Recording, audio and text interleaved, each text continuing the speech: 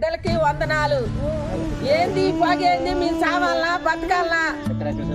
ఎక్కడెక్కడ వాళ్ళంతా తీసుకొచ్చి చెత్త ఎడపోతారు. మేము చచ్చిపోతున్నాం, వాంతులు అయితేనే మాకు తట్టుకోలేకపోతున్నాం. మరి ఏంటిది? మీ ఈసారి వచ్చే మట్టికి అట్టా తిరుగుతాం, సావటమా బతకటమా? బాగా తగ్గుతుంది, జ్వరం తొలగుతుంది. ఇక్కడ రావద్దు బండి, అందరం అడ్డం తిరుగుతాం అంతే. మిరపకాయలు తొడియాలు గట్ట తెచ్చి ఇలా పోతారు. ఆ గాలి వస్తున్నాం.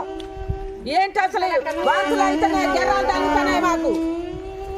ఉండాలా ఈ నుంచి పీక్కొని తెంగాల మాకు దరికి తీసుకొచ్చి కొమ్మలని పెట్టారు.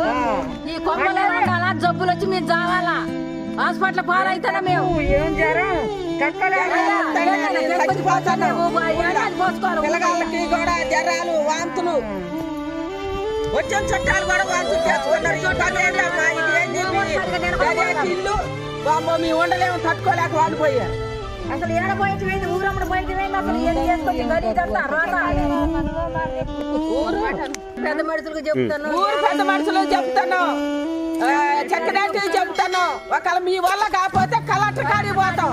మేము కలెక్టర్ కాడికి పోయి కూడా మాట్లాడతాం. మరి ఏంది రోగం ఏంది, బాత్రూమ్ లెత్రూలు అన్ని కట్టించి మా ఊరు బయట పోతారు. మాకు ఏంది చికాకు? ఉదయం చూడండి అన్న, ఈ చెత్త చూడండి, ఇక ఈ పొగ ఇది చూడండి ఎట్లా పోతుంది. ఖచ్చితంగా ఊళ్ళోకి పోతుంది. కనీసానికి ఇంట్లో ఉండి ఒక 5 నిమిషాలు కూర్చోలేని పరిస్థితి. ఇలాంటి పరిస్థితి ఒక దమ్ము మీకు ఎన్నో దమ్ములు మీ వద్దకు తీసుకొచ్చినాం. ఇది ఒక లాస్ట్ అండ్ ఫైనల్గా ఒక దమ్ము మేము ఊరికి ప్రజలందరూ ఈ ఏరియా వాళ్ళందరూ వచ్చినా ఇంకా రాలేదు, చాలా మంది రావాలా.